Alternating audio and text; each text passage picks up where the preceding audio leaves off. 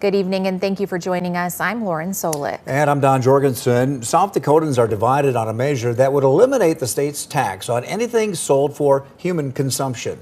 Those in support of removing a so-called grocery tax agree it could help families who face food insecurities, but others have concerns that the term consumption is too vague. KELOLAND's Carly Phillips takes a closer look at the language and both sides of the debate.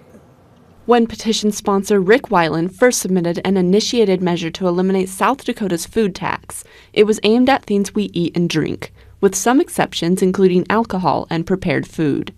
When he sent it to the Legislative Research Council, the LRC responded, suggesting the wording may be overly vague, and suggested rewriting the measure to include the terms food and food ingredient, which are both defined by South Dakota law.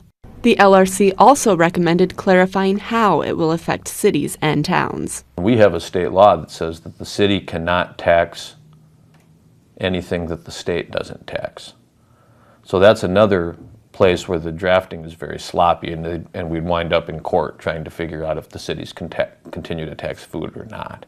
That would create a whole budget issue at the city level, too. In response to the LRC's suggestions, sponsors submitted a new version, replacing the words eating or drinking by humans with human consumption.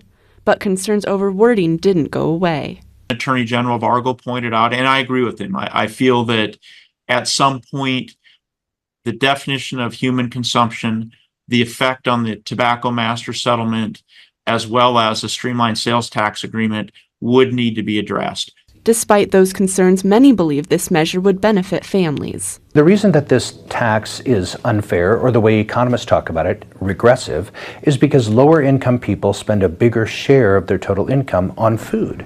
And so that means they also spend a bigger share of their total income on the food tax. Others say it would hurt the state. It's just not responsible to put something on the ballot that costs $100 or $150 million a year, and then it's someone else's problem to find the money. But the ultimate decision comes down to voters in November. Carly Phillips, KELOLAND News. And if the law passes, the court system or the Attorney General could weigh in.